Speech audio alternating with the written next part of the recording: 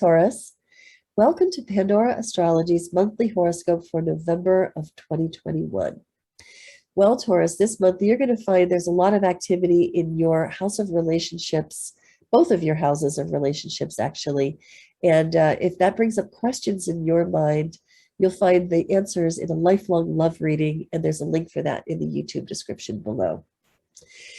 Well, there is something going on that's actually been really nice, but kind of backgroundy, and I wanted to tell you about it before it's over so you can take advantage of it. It's Saturn sextiling Chiron, which has been going on pretty much all year.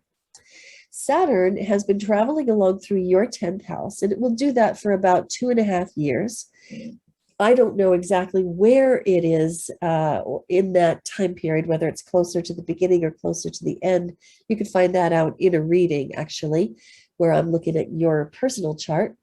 But suffice it to say that wherever Saturn goes, it makes you have to take responsibility. It makes you have to do a little bit more adulting in that area, and it usually spends 2.5 years doing that. Saturn is traveling along through your 10th house of career.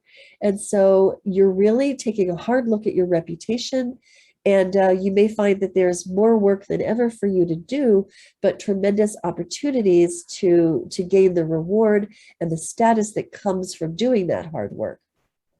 So that's what Saturn is up to. And Saturn is assisting Chiron with what Chiron is doing. Chiron is the wounded healer. Wherever Chiron is, you will find him busily mending, healing, fixing, and bringing things together that have been broken in the past.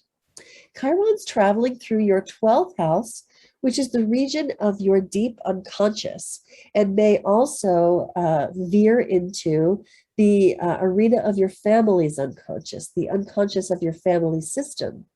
So you may be, because Chiron is going to be here for about 7 years total, and like I said with Saturn, I can't tell you exactly how close you are to the beginning or the end of that without looking at your own chart, but suffice it to say that Chiron is busily mending things deep in your unconscious and possibly in your family's unconscious as well.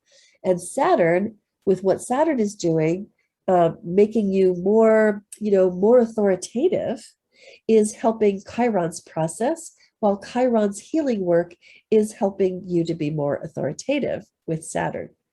And that's because of their sextile this year, which is just lovely and going to be finished this month. And if you want to find out more about it, there's a video about it on our YouTube channel in the November 2021 news playlist.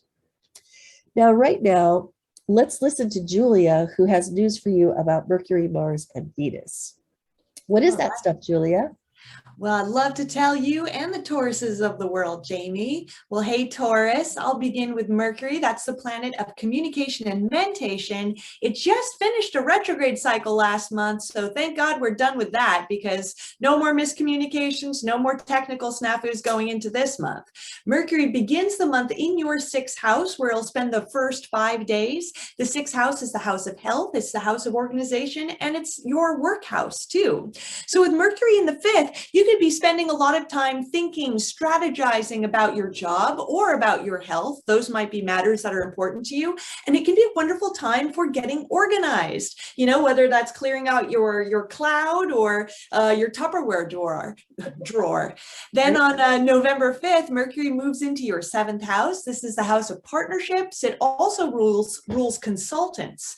So this can be a lovely transit for kind of like bouncing off your ideas from someone else. You don't want to just keep your thoughts to yourself. Try to find a partner, whether that's your romantic partner, a best friend, a business partner, or if you need to hire a consultant too, like a lawyer, a counselor, a doctor, that could also be great because they're also represented by this house as well.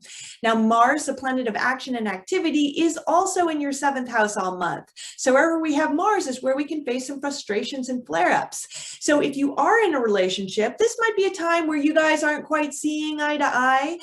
Maybe you guys are getting on each other's nerves. Maybe there are a few more arguments than usual. The best way to use this transit is to engage in some shared work with your partner. You know, Mars really likes to get its energy out. So if you guys can come up with some shared activities, maybe home projects or things to kind of do together, maybe go out and do exercise together, that could also be a great use of this transit.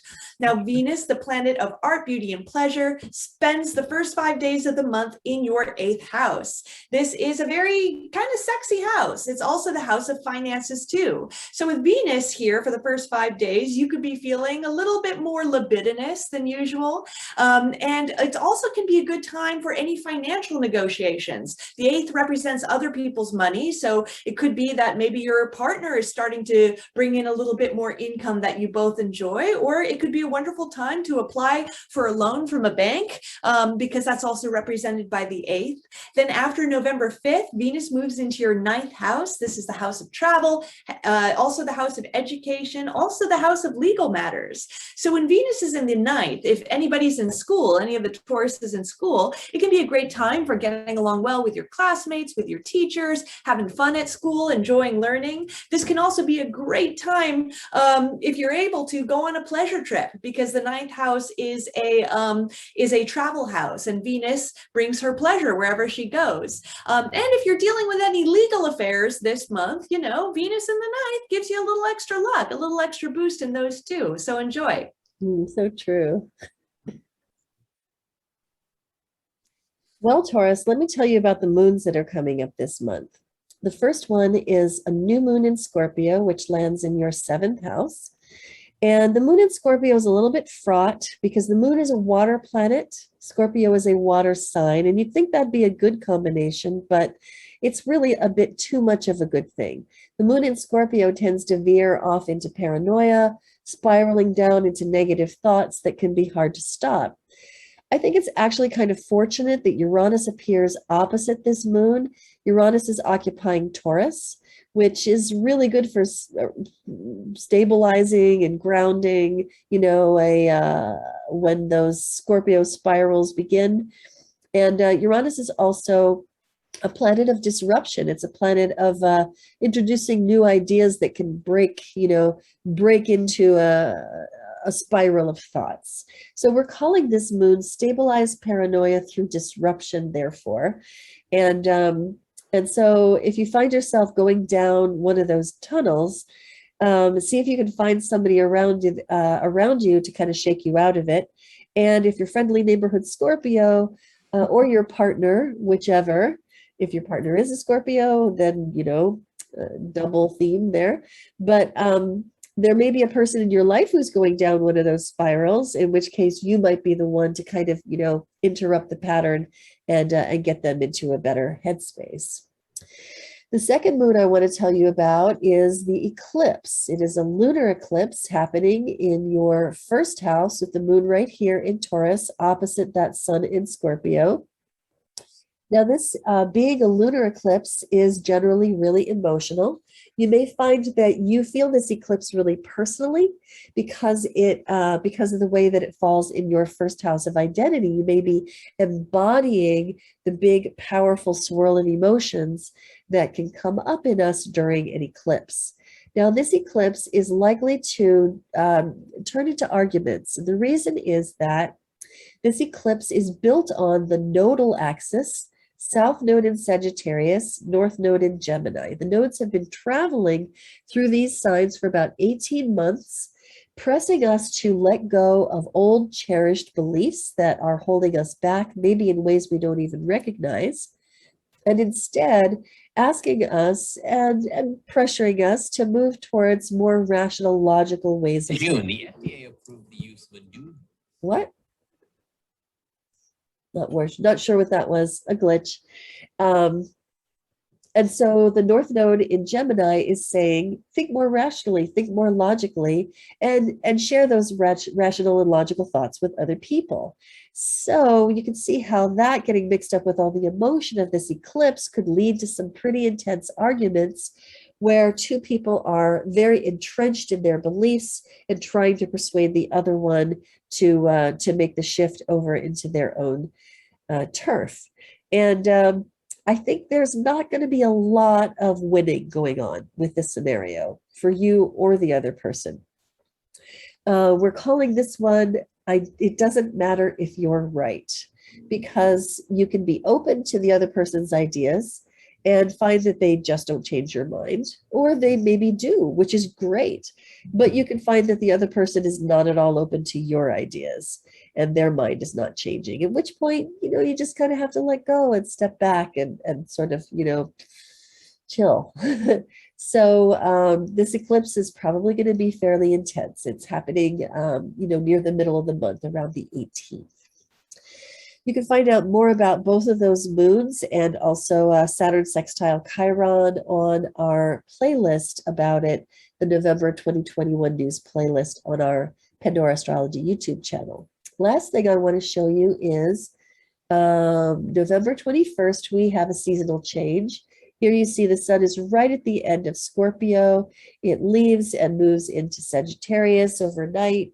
And we begin the season of warmth, where we gather around the tribal fire.